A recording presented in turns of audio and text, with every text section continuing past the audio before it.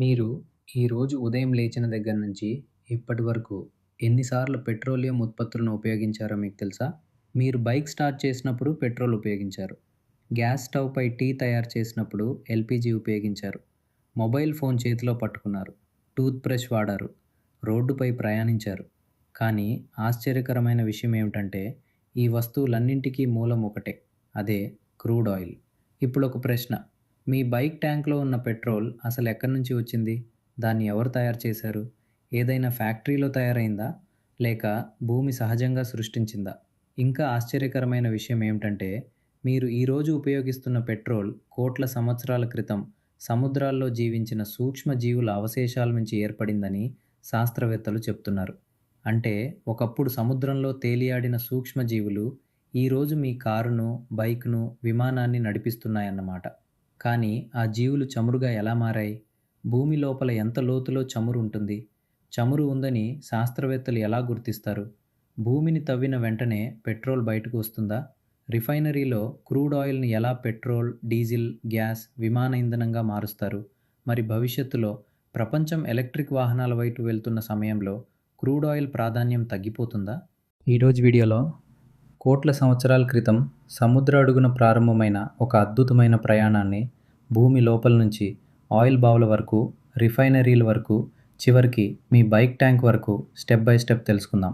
కాబట్టి వీడియోని చివరి వరకు తప్పకుండా చూడండి.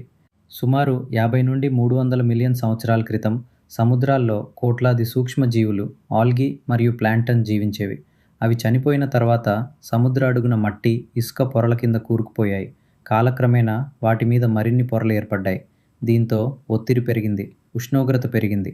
మిలియన్ల సంవత్సరాల పాటు ఈ ప్రక్రియ కొనసాగడంతో ఆ జీవ పదార్థం నెమ్మదిగా హైడ్రోకార్బన్లుగా మారింది. అదే నేటి క్రూడ్ ఆయిల్ మరియు నేచురల్ గ్యాస్. అయితే చమురు ఎక్కడ పడితే అక్కడ ఉండదు. అది ప్రత్యేకమైన రాతి పొరల్లో నిల్వ ఉంటుంది.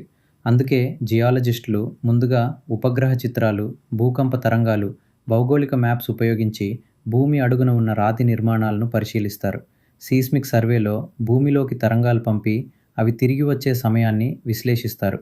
దీంతో చమురు నిల్వలు ఉండే అవకాశం ఉన్న ప్రాంతాలను గుర్తిస్తారు. చమురు నిల్వలు ఉన్న ప్రాంతం గుర్తించిన తర్వాత డ్రిల్లింగ్ ప్రారంభమవుతుంది. వందల మీటర్ల నుంచి వేల మీటర్ల లోతు వరకు డ్రిల్ చేస్తారు. డ్రిల్ బిట్ రాళ్లను ఛేదిస్తూ ముందుకు వెళ్తుంది. చమురు పొరను చేరుకున్న తర్వాత స్టీల్ పైపులు అమర్చి బావిని సురక్షితం చేస్తారు. మొదట్లో భూగర్భ ఒత్తిడి వల్ల చమురు స్వయంగా పైకి వస్తుంది. తర్వాత పంపులు, వాటర్ ఇంజెక్షన్, గ్యాస్ ఇంజెక్షన్ వంటి పద్ధతులు ఉపయోగించి మరింత చమురును వెలికితీస్తారు. భూమి నుంచి వెలికితీసిన చమురును నేరుగా వాడలేం. ముందుగా రిఫైనరీలకు పంపాలి. దీనికోసం భారీ ఆయిల్ ట్యాంకర్ నౌకలు, ట్యాంకర్ లారీలు, రైల్వే ట్యాంకర్లు, పైప్ లైన్లు ఉపయోగిస్తారు. ప్రపంచవ్యాప్తంగా వేల కిలోమీటర్ల పొడవైన పైప్ లైన్లు చమురును రవాణా చేస్తున్నాయి. అయితే రిఫైనరీలో ఏమీ జరుగుతుంది? ఇది అత్యంత ఆసక్తికరమైన దశ.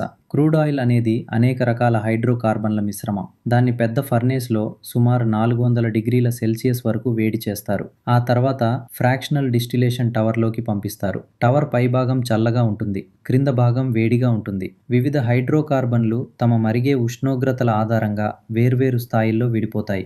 ఇలా మనకు అనేక విలువైన ఉత్పత్తులు లభిస్తాయి. 1. ఎల్‌పీజీ. రిఫైనరీ టవర్లో అత్యంత పైభాగంలో లభించే తేలికపాటి వాయువులలో ఎల్‌పీజీ ఒకటి. ఇది ప్రధానంగా ప్రొపేన్ మరియు బ్యూటేన్ వాయువుల మిశ్రమం. మన ఇళ్లలో వంట గ్యాస్గా ఉపయోగించే సిలిండర్లలో ఇదే ఉంటుంది.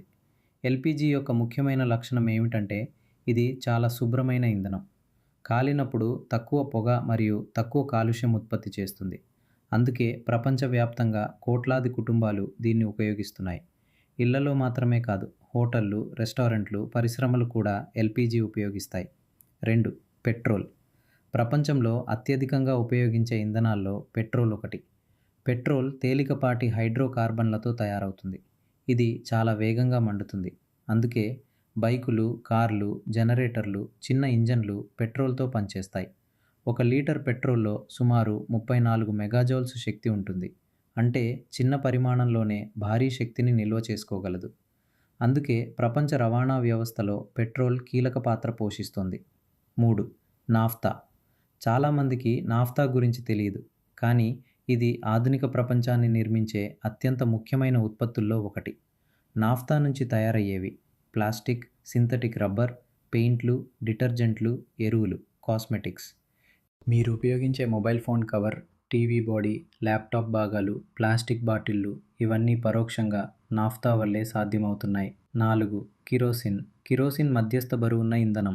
గతంలో గ్రామీణ ప్రాంతాల్లో దీపాలు వెలిగించడానికి విస్తృతంగా ఉపయోగించేవారు. కానీ ప్రస్తుతం దీని అత్యంత ముఖ్యమైన ఉపయోగం విమాన రంగంలో ఉంది. జెట్ ఫ్యూయల్లో ప్రధాన భాగం కిరోసిన్ ఆధారిత ఇంధనమే. మీరు విమానంలో ప్రయాణిస్తున్నప్పుడు ఆ విమానం వేల అడుగుల ఎత్తులో ఎగరడానికి కారణమైన ఇంధనం కిరోసిన్ నుంచే తయారవుతుంది.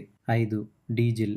డీజిల్ పిల్ ప్రపంచ ఆర్థిక వ్యవస్థకు వెన్నెముక లాంటిది. ట్రక్కులు, బస్సులు, వ్యవసాయ ట్రాక్టర్లు, ఎక్స్కవేటర్లు, భారీ యంత్రాలు అన్నీ ప్రధానంగా డీజిల్తో పనిచేస్తాయి. మనకు రోజూ అందే ఆహారం, వస్తువులు, పార్సిళ్లు వాటిలో చాలా వరకు డీజిల్ వాహనాల ద్వారానే రవాణా అవుతాయి. అందుకే డీజిల్ ధరలు పెరిగితే మొత్తం ఆర్థిక వ్యవస్థపై ప్రభావం పడుతుంది. 6. Fuel oil. ఇది రిఫైనరీలో దిగువ భాగంలో లభించే భారీ హైడ్రోకార్బన్ ఉత్పత్తి. ఇది పెద్ద పరిశ్రమల్లో ఉపయోగిస్తారు. అలాగే భారీ సముద్ర నౌకలు కూడా దీనినే ఇంధనంగా ఉపయోగిస్తాయి. ప్రపంచ వాణిజ్యంలో సుమారు 80% సరుకులు నౌకల ద్వారా రవాణా అవుతున్నాయి. ఆ నౌకలను నడిపించేది ప్రధానంగా ఫ్యూయల్ ఆయిల్. లూబ్రికెంట్లు. ఇంజన్లో వందల భాగాలు ఒకదానితో ఒకటి రుద్దుకుంటూ పనిచేస్తాయి. ఘర్షణ పెరిగితే వేడి పెరుగుతుంది, యంత్రాలు దెబ్బతింటాయి. ఇక్కడే లూబ్రికెంట్ల పాత్ర మొదలవుతుంది. ఇవి engine oil, gear oil, hydraulic oil వంటి రూపాల్లో ఉపయోగిస్తారు. మీ బైక్ లేదా కారు ఇంజన్ సజావుగా పనిచేయటానికి ఇవి చాలా అవసరం. బిటుమెన్. రిఫైనరీలో చివరగా మిగిలే అత్యంత భారమైన పదార్థం బిటుమెన్. దీన్ని రోడ్ల నిర్మాణంలో ఉపయోగిస్తారు. మీరు ప్రతిరోజు ప్రయాణించే నల్లటి రహదారులు, వర్షం, ఎండ, భారీ వాహనాల బరువును తట్టుకుని నిలబడటానికి కారణం బిటుమెన్. ఇది లేకపోతే ఆధునిక రహదారి వ్యవస్థ అసాధ్యం. ఒకే క్రూడ్ ఆయిల్ నుంచి వంట గ్యాస్, పెట్రోల్, డీజిల్, విమాన ఇంధనం, ప్లాస్టిక్, లూబ్రికెంట్లు, రోడ్ల నిర్మాణ పదార్థాలు వంటి వందల ఉత్పత్తులు లభిస్తున్నాయి. అందుకే క్రూడ్ ఆయిల్ను తరచుగా ఆధునిక నాగరికతకు రక్తం అని పిలుస్తారు. క్రూడ్ ఆయిల్ ఒక పరిమిత వనరు. ఇది మిలియన్ల సంవత్సరాల్లో ఏర్పడుతుంది. కానీ మనం కొన్ని దశాబ్దాల్లోనే భారీగా వినియోగిస్తున్నాం. అందుకే ప్రపంచ దేశాలు సౌరశక్తి, పవనశక్తి, ఎలక్ట్రిక్ వాహనాలు, గ్రీన్ ఎనర్జీ వైపు వేగంగా అడుగులు వేస్తున్నాయి. అయినప్పటికీ రాబోయే అనేక సంవత్సరాల వరకు ప్రపంచ ఆర్థిక వ్యవస్థలో పెట్రోలియం కీలక పాత్ర పోషించనుంది. కంక్లూజన్. కోట్లాది సంవత్సరాల క్రితం సముద్రాల్లో జీవించిన సూక్ష్మజీవుల నుంచి ప్రారంభమైన ప్రయాణం భూమి అడుగున చమురుగా మారి, డ్రిల్లింగ్ ద్వారా వెలికితీయబడి, రిఫైనరీలో శుద్ధి చేయబడి, చివరికి మీ బైక్ ట్యాంక్లో పెట్రోల్గా చేరుతుంది. ఇదే భూమిలో పెట్రోల్ తయారయ్యే అద్భుత కథ. ఈ వీడియో మీకు నచ్చితే లైక్ చేయండి, షేర్ చేయండి మరియు యాక్టివ్ నెట్వర్క్ ఛానల్ను సబ్స్క్రైబ్ చేయడం మర్చిపోవద్దు. ధన్యవాదాలు.